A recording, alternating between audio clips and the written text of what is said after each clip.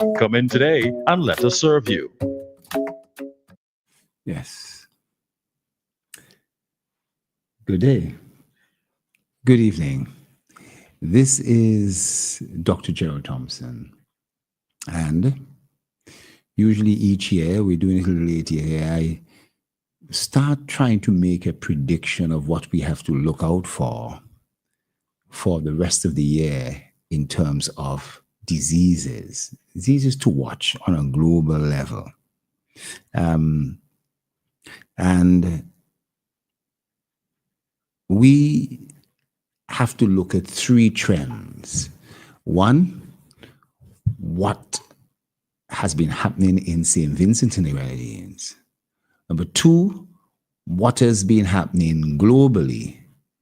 And then number three, a funny approach is the incidental things, looking at the United States and what might happen with a change in the Trump administration and so.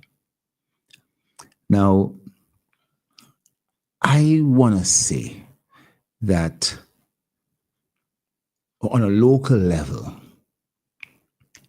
we've been seeing some big trends. Number one, increases in heart disease. Number two, increases in diabetes.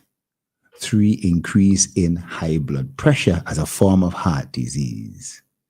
And of course, the trends in relation to increased cancer of both prostate and the breast.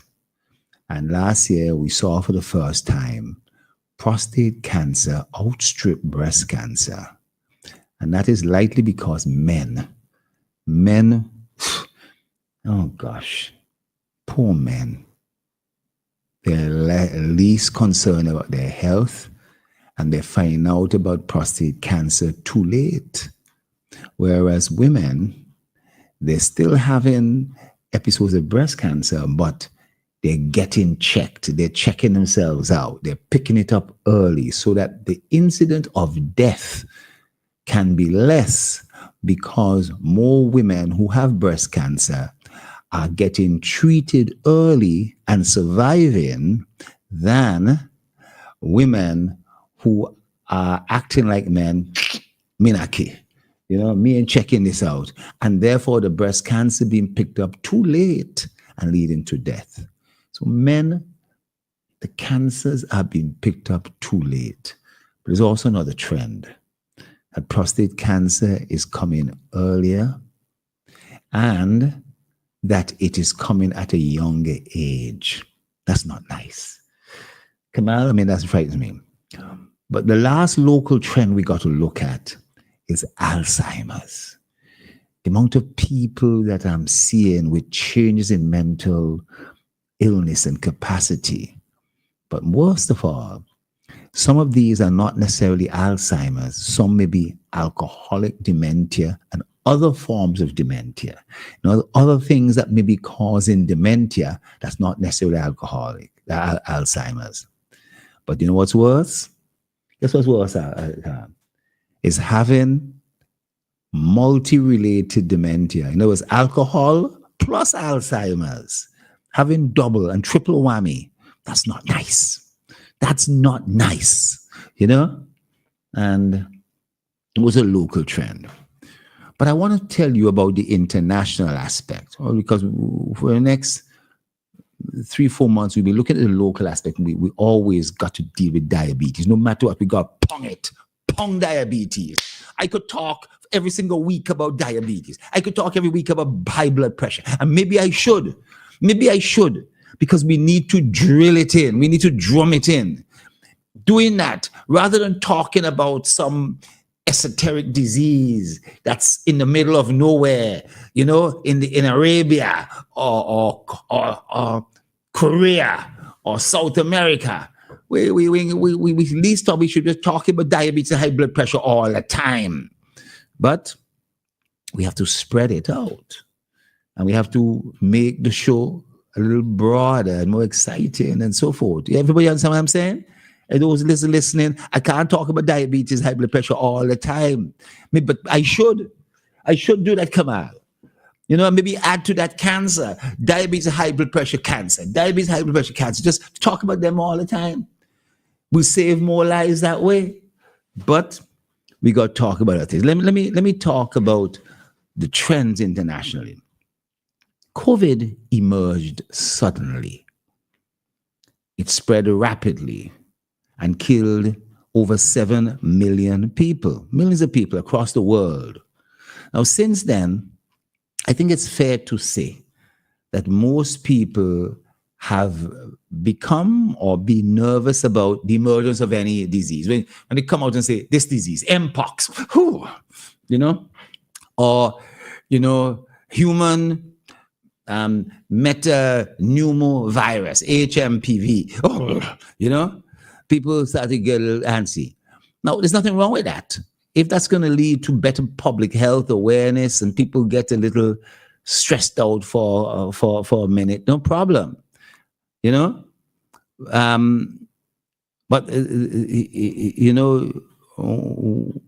with COVID in retreat, thanks to highly effective vaccines, the 3 infectious diseases causing public health officials the greatest concern today are some of the illnesses that we don't have here. Let me tell you about them.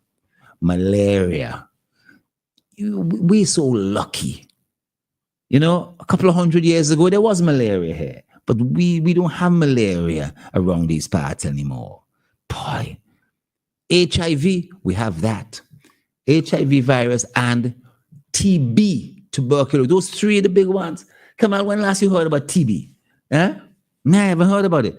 Well, boy, do you know that these 3 diseases, malaria, HIV, AIDS, and TB as a bacterium, between them, they kill 2 million people each year globally.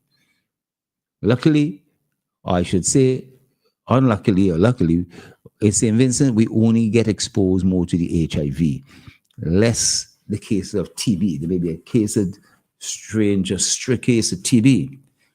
But we have other watch lists for other diseases. So those are the big 3, malaria, HIV, and TB. But then there's a watch list for other pathogens, other germs and viruses and so. Of course, the big one is the influenza virus. It's causing a great concern right now and is really teetering on the edge of becoming a serious problem in 2025. Now, this is what we call influenza A. There's also influenza B. Now, influenza A is the type of influenza A we're talking about is one called H5N1. Now, you wonder what Thompson mentioning these things. Because I'm a scientist. So, I like these things. H5N1. I got to mention that just in case you bounce up on it and they don't call it influenza A. They don't call it the flu. They don't call it anyway. They call it H5N1. You wonder, I've heard Thompson talk about that before. It must be the same thing. It must be the same flu. When you read it in an article or so, you know what I'm talking about. Because sometimes this is also referred as bird flu. You hear that? So, influenza A, H5N1 is the same as what we refer as bird flu. Now, that's not the same as swine flu. That's not the same as other kind of flu, Asian flu, this flu. This is bird flu. And they ask me to classify all the different type of flus and so forth. I mean, that's for people who love talking about infections. That's not for me. You know what I mean? Come on, that's not me. You know what I mean? But the virus is widely spread in both the domestic birds and wild birds. So you see all those birds that fly south? Some of them are able to have caught bird flu. And then the domesticated birds, what do we talk about domesticated birds? We talk about chickens. We're talking about ducks, turkeys that we eat. We call domesticated birds. These are the things, the layers and the broilers. These are domesticated birds. They catch bird flu as well, you know? And so the birds that flying up in the air, the hawks and all of that, these are wild birds. Those that fly south, those that go to Ballysoe and Milligan's Key on the way to, some of them catch bird flu. Some of them bring bird flu. And when they bring bird flu and they land near your chicken coop and so forth, they could actually switch and give your domestic bird a flu as well. They can shake hands with your birds and they wash their hand. And therefore, the local birds can catch the flu. Everybody hear that? I mean, that sounds strange. Huh? Now, so this virus, bird flu virus, H5N1, is widely distributed in both domestic and wild birds. You know, and the domestic birds being our poultry. Recently, it has also been found in dairy cattle. Bird flu affecting dairy cattle. And also found, now where it was found was in the United States. Bird flu in dairy cattle in the United States. But they also found it in horses in Mongolia. So in other words, this bird flu has been slowly spreading from animals, now from birds to other birds, and has now been going from birds to cattle. Has also been going from birds to horses in Mongolia. Now,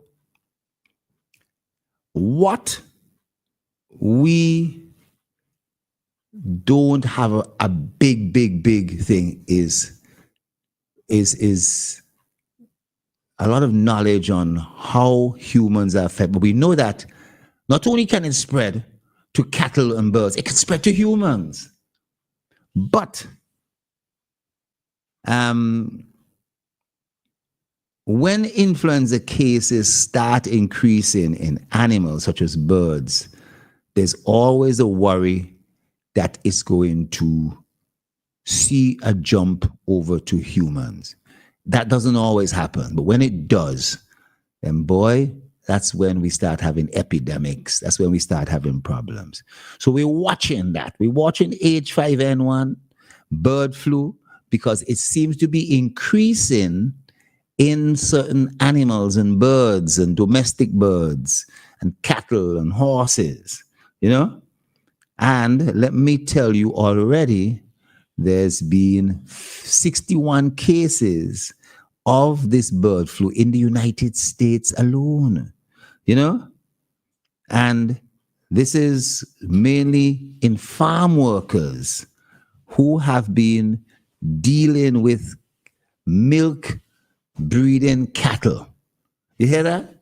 I'm just alerting you. We're watching this. We're watching this one, you know? So luckily, H5N1 bird flu doesn't seem to transmit from human to humans, but can and will go from birds to humans. So we're watching it. We're watching to see if it does that. But because this virus is so bad that we are worried that it will get into the midst of human population and can cause big problems, you know? So influenza. Now, these viruses, over the years, they've been mutating, different strains, and we have to watch them. I want to tell you about another disease. You remember a few years ago, we were dealing with Ebola. Kamal, do you remember Ebola? Ebola was a big scare. Now, I want to tell you, this is a bit of a success story. You know, just a matter of 10 years ago, Sierra Leone was one country that was ravaged by the Ebola epidemic. Would you know that 11,000 people died in 3 African countries? A couple of cases even came over to the United States and some other places. But they developed a vaccine. And a national vaccine campaign in Sierra Leone, the Ebola has been under control. This has been a big success story for vaccines and Ebola. I'm afraid of Ebola. Ebola is one of those diseases, boy, if you understand how those diseases go. You know, they're not nice. Ebola is one of those diseases. It causes hemorrhagic. It starts causing you to bleed from your eyes, your tears, from your nose, from your mouth, from your private parts, from your anus. You start to bleed from your mouth and so forth. Ebola. And it kills you. The death rate is almost like 30%, 40%. You know? So I'm glad we don't have Ebola here around St. Vincent. And so why am I talking about it? Well, I'm talking about it because, you know, Robert Kennedy has been, I think, nominated. I don't know if he's been confirmed, has he? As the Health and Human Services. And he's a person who is hardcore anti-vaccine. Now, he has long promised that and promoted all kind of false conspiracy theories about vaccine.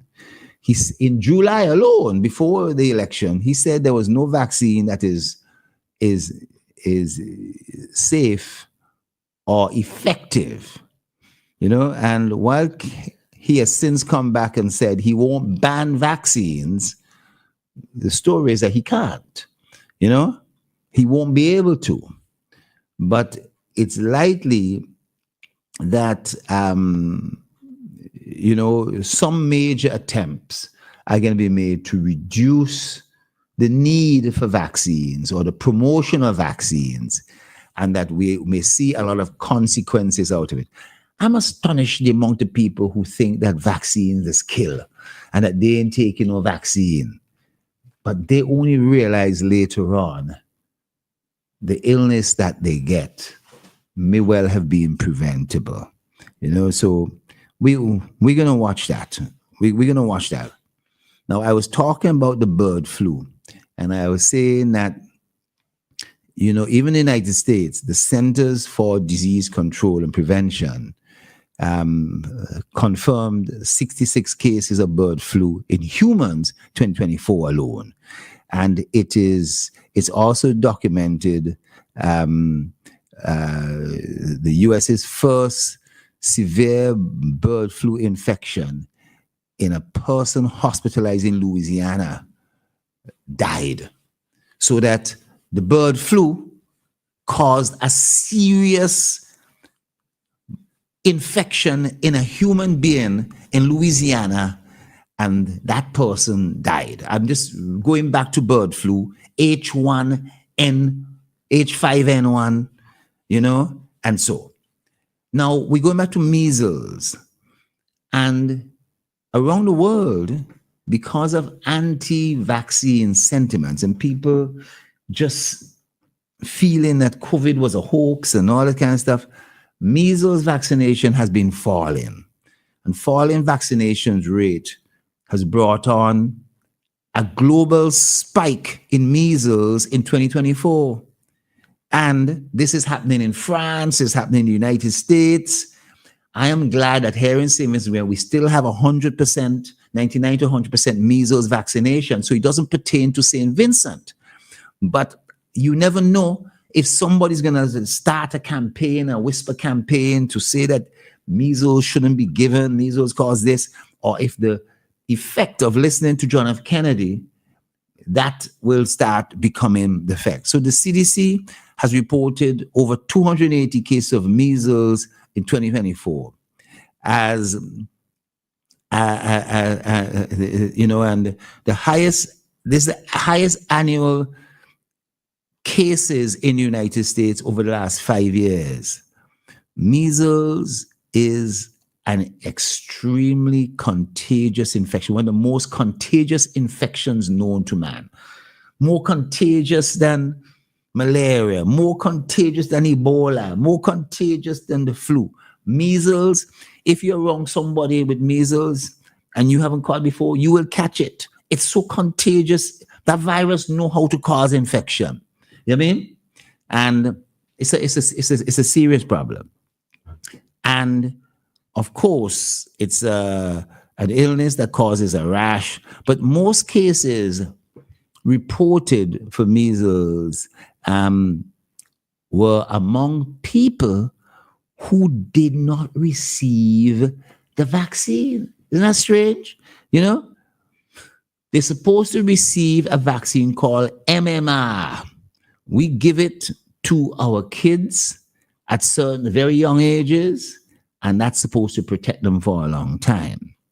You know, and kids are the most important to protect because they're the ones who die. You know, but more than 7% of kindergartners, as 280,000 people in the United States, did not receive vaccination. I'm glad here in St. Vincent and Grenadines, that number is going to be maybe under 10 or 20 persons. The vast majority of people that receive their MMR vaccine to get into primary school, you know? And therefore, those who ain't received the MMR vaccine really increases their risk of measles infection. And during 2023 school year, approximately there was a report published by the Center for Disease Control in the United States of how much people who actually caught the vaccine. And as I said, 2024 was the highest rate of measles for the last 5 years. Now let me go on again to polio. Apparently Donald Trump has said and I don't know why this debate is coming up here. He said he has nothing against polio vaccine, so he's not going to stop it.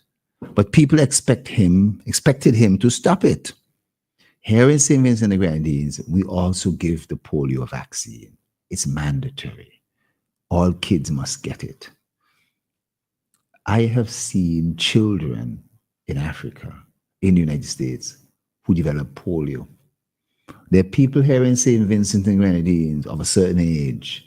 In other words, those persons who are about 60 years old, I know of at least 2 people who caught polio because their parents didn't carry them to get the vaccine. And so they caught polio and they now have some form of deformity or paralysis or weakness in the leg and so. But polio is a disease that can kill, can cause all kind of problems. And we are going to be watching polio around the world. And why you have to watch things around the world is because the world has contracted with travel. With travel, a lot more Vincentians are traveling further afield, and a lot of other people are coming here on cruise ships, on Virgin Atlantic, on American Airlines, on Air Canada, on yachts, and all sorts of things. And we can be exposed. Now, I'm not saying that to say let's ban people from coming to St. Vincent. No. That's what I'm saying at all. I'm saying that we have to be prepared. We have to watch these things. And then more recently, everyone was hearing about Mpox, which is a disease caused by another virus, right? And this is in the same family as smallpox, which was a deadly disease. And reported cases have mainly been concentrated among gay men or bisexual men. And it causes a rash. It can spread through close contact. If you have close contact with an infected person, and it has been endemic in certain parts of the world, certain parts of Central America, Central Africa, we do see it. But we do now have the smallpox vaccine. In some of those places, they take it. It's not necessary to take that vaccine here because we haven't been exposed. If you are not gay and you have close contact with gay men or gay women, you basically don't have a problem. You certainly don't need a vaccine. You hear that? What I'm saying? You don't need the Mpox vaccine. But this is something we want everybody to know about in terms of what's been happening. We'll take a break. We'll come back and we'll open up the lines, In case anybody had any questions, we'll dig a little further into this, please. People's Pharmacy, for all your pharmaceutical, skin and body care needs. Located on Grenville Street in Kingstown. They open 8 a.m. to 8 p.m. Monday to Saturday. Call them today at 784-456-1170. People's Pharmacy also stock vitamins and supplements, personal care items, toiletries, children and adult pampers, and much, much more. And of course, get your prescriptions filled by a friendly and professional pharmacist. People's Pharmacy. Come in today and let us serve you. Yes. Now, I want to get back to our local situation. I wonder if anybody had any things that they are concerned about. Let me give you a number, 457-9997. We'd love to hear from you. You can call. You can ask a question that's been bothering you or itching you, and we hope that we'll be able to answer the question. We hope that we'll be able to give you some light or illuminate some answer on the subject, and we're hoping that you'd call and you kind of put any kind of question to us on a problem that's affecting you, a problem that's affecting someone you know, a problem that you want to know a little bit more about. You don't have that problem, but you want to know a little more about it. You've heard things on television. There's not enough information on television or the internet right now, and you want to hear a little bit more about it. In general, I have been trying to frame things that the world is an unusual place. We have way in the north, we have very cold weather. We have around the equator, very hot weather. And we have illnesses that are peculiar to certain parts of the world. But those illnesses have been expanding from those parts of the world to other parts of the world. And illnesses that people have never heard about before, somehow we're hearing about these things now. Somebody asked me, Doc, where all these viruses come from? And so, well, can I tell you, at the turn of the 19th century, we didn't know that viruses existed. Yellow fever, dengue was killing a ton of people. Do you know that in 1910, they still didn't know what a virus was? In 1920, they still didn't know what a virus was. It was only about around 1930, before the Second World War, but halfway between First and Second World War, that the electron microscope was developed and we were able to see the first viruses. Then every decade or so, we've learned more about additional viruses. So when somebody says, oh, a virus has been around for a long time, or it's new, it's only really been in the 90s that we developed the technology to classify and identify viruses properly. You may think that we've known about viruses since Napoleon Bonaparte, or since Chateaubriand, or since Queen Elizabeth I.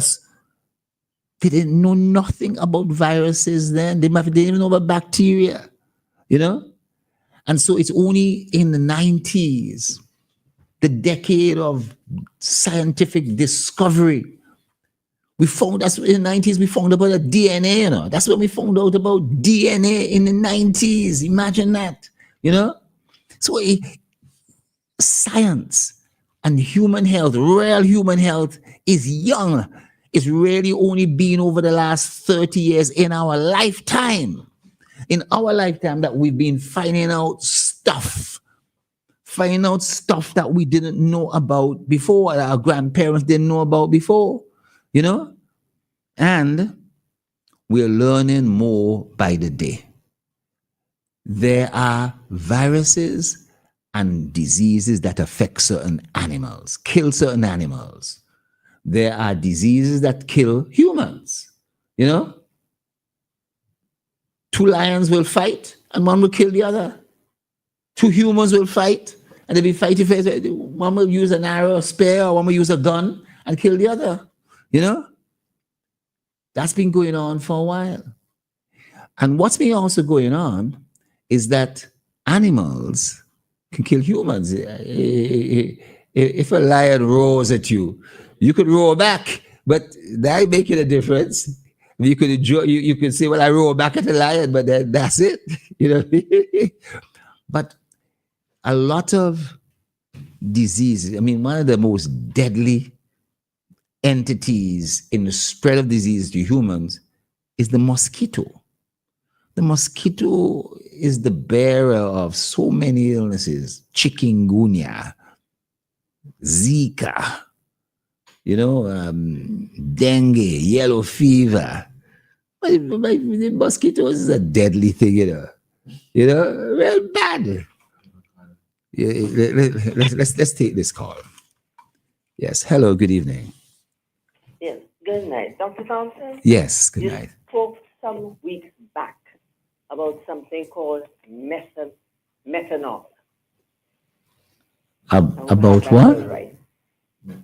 It's about some weeks ago. It has been puzzling me ever since, and I always want to find out if that word methanol. Yes. Okay. Yeah. Has anything to do with menthol. Yes. The menthol crystals that you purchase to put in like limecon and things like that to make them colder.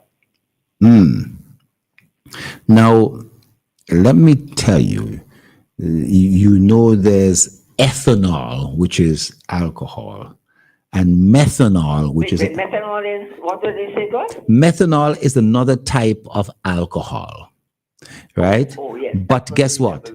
It is a toxic alcohol, right? That is used as an industrial solvent and a pesticide. Now, I want to say this very carefully. It's a type of jack iron. I don't know if you understand what I'm saying. Have you heard of that word before, jack iron? Yes. In what sense? When you heard that? And that methanol should not be consumed. Methanol definitely should not be consumed. But what about the menthol? Yes. That substance called menthol. Yes, this is something very different. But let me just go back again and finish off in the methanol. Methanol. I mentioned to you about jack iron. This kind of industrial solvent, right? It's sometimes in barrel, and apparently it's a form of methanol, methylated spirits, and so forth, that washed up on some shores of some islands in the past, and people drank it and found themselves in some serious problems. You know what I mean? So I wanted to make absolutely sure that persons know that, as you rightly said, you should not drink methanol. Now, menthol is a substance that's found in peppermint. Now, do you know there are two families of mints? There's the spearmint, and then there's the peppermint. The spearmint and the peppermint. And out of the spearmints and the peppermints, we start having things like apple mint, cat mint, grapefruit mint, pineapple mint, Vicks mint. But all of these different type of mints belong to either the spearmint family or the peppermint family. And what distinguishes the peppermint family from the spearmint family is the presence of menthol. You understand? Now, spearmint. It doesn't harm the system. Huh? Menthol does not harm. No, it doesn't really harm. Menthol is in peppermint is good. Well, let me just say, spearmints can, and the spearmint family may be used in food preparation. The peppermints tend to be more medicines because of the menthol in it. You understand? And so you could make a peppermint tea, and the menthol, you know what the menthol will do? It will clear up your nose. It will clear up your throat. It will give you a better breathing apparatus. So menthol is good, but don't cook with it. You know what I'm saying? It's not going to make your food taste better. So there are various mints that you can put in your foods and so forth, you know? I see. And then there's other mints that veer towards being more medicines to help clear up certain things. You know, as a matter of fact, there are menthol cigarettes. Did you know that? Huh? Yes, I know that. I know. And so that was meant to help people who don't tolerate cigarettes to still smoke, but have a menthol to clear up your passage a little bit better for you to smoke. You know what I mean? It's kind of funny idea, you know? No, just remember that one. Yes, but the menthol. Down to talk to. Thank Let's not keep this back for this subject. No, but it's all right. No, I'm glad for your question and so forth. I said I want questions. I mean, I want people to ask these things because we're able to help to separate. And as you mentioned, methanol. Nobody must drink methanol. It's a pesticide. It's an industrial chemical and so forth. It's not ethanol. And I don't even want to encourage anybody to drink ethanol. You know what I mean? Ethanol is what is in alcohol. Alcohol is ethanol, you know? But methanol is another type of toxic alcohol, you know? So thanks for your question. Thank you. And then menthol, you know, is a nice substance that is in certain type of mints and certain other type of plants. But in particular, peppermint has menthol. And boy, I tell you something, it will clear up your nose, a stuffy nose. It will improve your breathing and so forth. Marvin, having peppermint tea is great for people who tend to have allergies, you know, hay fever and grass fevers and so forth. So drinking a cup of peppermint opens up your airways, clears your passages, make the air flow in freely and so forth. The menthol, you know, when you there's some chewing gums that will have menthol in them, you know, and then there'll be some other type of substances that use menthol and so in it and so. But so menthol is a chemical that's in certain mint plants that kind of reduces the irritation of smoke and other fumes, you know, inside your airways and your nose and your passages and so forth and things like that. You know, it's a good thing. Menthol is good. Methanol is not good. That's the message I want to put over there. You know, Come on. That's a good question. Thank you very much there for that question. Any other questions? You know, we ready. We could tackle some questions this evening. You know what I mean? Come on, you have any questions? You know what I mean? You don't have throw you on the spot and so forth.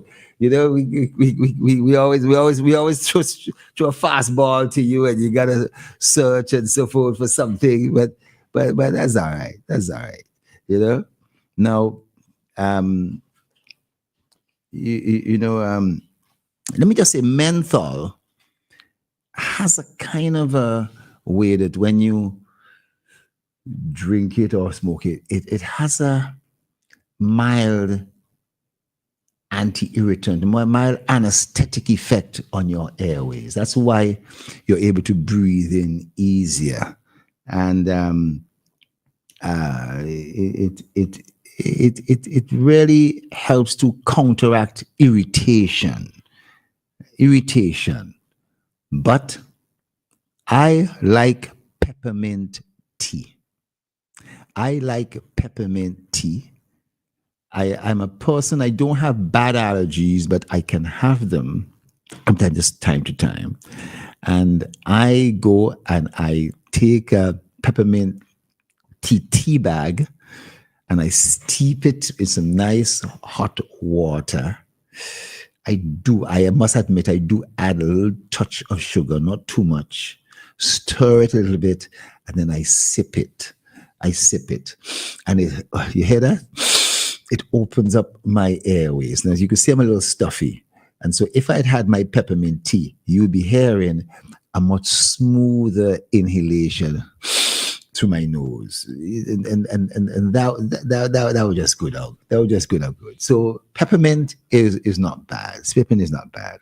Remember the spearmints, and I have a patch at the mangrove of apple mint.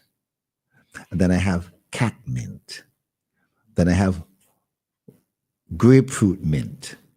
I have mojito mint. And do you know, I have peppermint and I have Vicks mint. The Vicks mint is very similar to the peppermint. Guess what? Do you know the apple mint smells like apples and it's a mint? And you know the Vicks mint smells like Vicks and it is a mint? Has anybody experienced any of these kind of mints? One of the favorite mints I have is chocolate mint. Now, come on, you've heard of chocolate mint. Have you? You ever heard of chocolate mint? Chocolate mint is quite popular here in St. Vincent Grenadines. You take a leaf of the mint and it tastes like a mint. It smells like a mint chocolate. It smells like chocolate and it's a mint at the same time.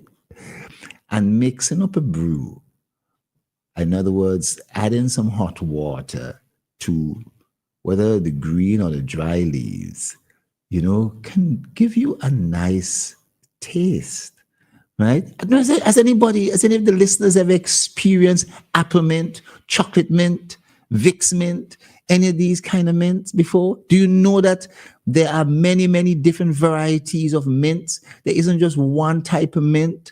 There are many different mint families, and some of them cross with each other.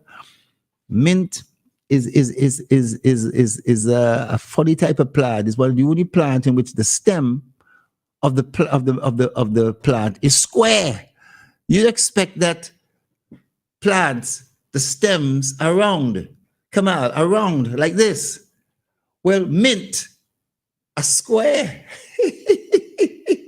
The stem is square. You know, folks, right?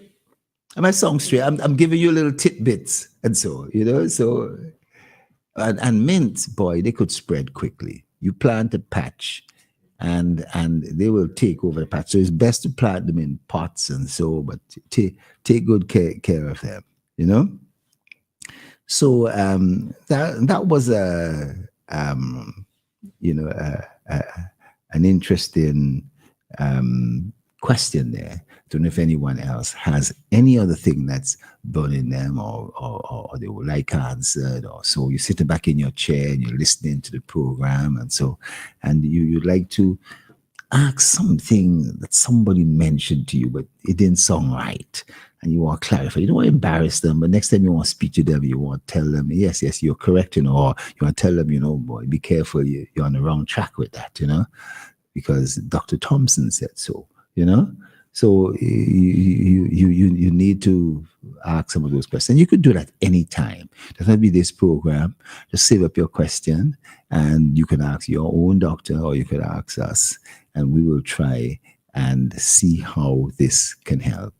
This evening, we're really talking about what to expect in 2025. And I did start off with a listing of some of the local illnesses to worry about. And I then dedicated the bulk of the program on an international look at diseases.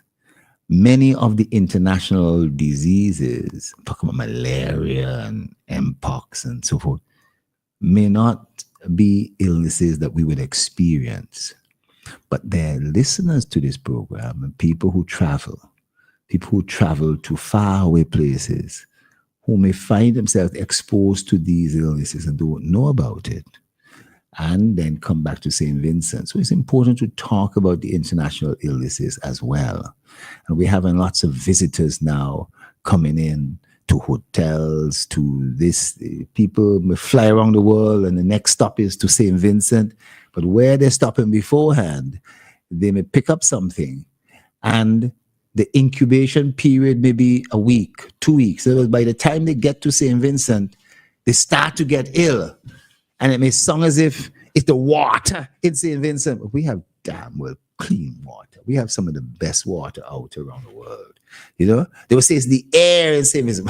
I tell you, our air is so clean, you won't imagine. Maybe only after somebody sets a fire from time to time, but our air, don't talk about air in LA and New York and Hong Kong and some parts of the world where the air is foul, air is horrible, the air is terrible. We ain't talking about that. There are some places where there's illnesses all about. The food is if you ever go to Mexico and you have a salad or you drink a water from the tap, watch out. Watch out. You may be sitting on the toilet bowl for the next few days, let me tell you. And then now we talk about bottled water. Sometimes the bottled water, the case has been out in the sun, the plastic is deteriorating, there's microplastic there in the water, all sorts of. We don't know what's really going on. We'll find out more about that. But I tell you, there's a lot of perils in the world.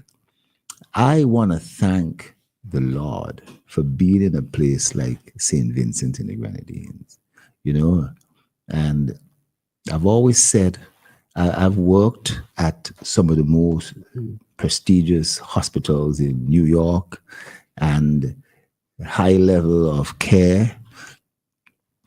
And I've been to certain countries of the world where you could say there's no care in that district, that village. There may be a kind of a person who's not a nurse, but she's had some medical training, and that's the person you're gonna be closest to. There's no doctor around for miles, and there's no way of getting to these people. There's some parts of the world where there are deserts when it comes to healthcare, and there's no medicine. If they have medicine, some of the medicines expired. You go to some countries. I went to Peru. I went into the heart of the Amazon. And you see how people live. It's unbelievable. There's a plant called the insulin plant. And that's what people were using to control their diabetes. They were eating the insulin plant, and that's just life. That's how it is. There's some places where there isn't a Sloan Kettering or the Mayo Clinic. There's not one of those in every single country of the world. And so I'm really glad, as I pass Annesville and I see the new hospital being built, that state-of-the-art hospital, and I've seen the designs, we are really stepping forward in terms of the type of healthcare that's going to be available. But remember, everybody, you know, the healthcare that we often require, such as cardiac catheterization to remove plaques from inside our blood vessels, or laser treatments, or some of the newest treatments and so that's being available. Many of those things are coming to St. Vincent, if not already in St. Vincent. But do you know what? At the other end, prevention is always and will always be better than cure. And for all of you who are listening, there are things that you can do to help prevent diseases from catching up with you. When those diseases catch up with you, it's hard to shake them. It's hard to shake a cancer. It's hard to shake heart disease that's blocked your blood vessels. It's hard to shake diabetes that is where you have no insulin being produced in your body. It's hard to really correct high blood pressure that's pounding inside your brain, all the blood vessels, they're ready to burst and so forth. These illnesses at some stage were not present in your body.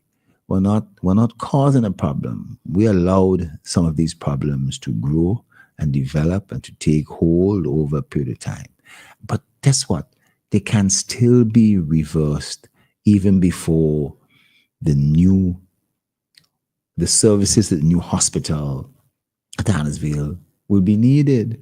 You know, you can do a lot to help prevent cancer.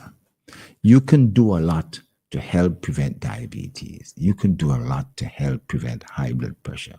And locally, apart from what I've said about bird flu and about Ebola and about Mpox and about other illnesses like measles and so, really, getting down to basics, getting down to brass tacks, you need to eat fresh, properly done, whether properly cooked or properly prepared salads. You got to have that balanced diet.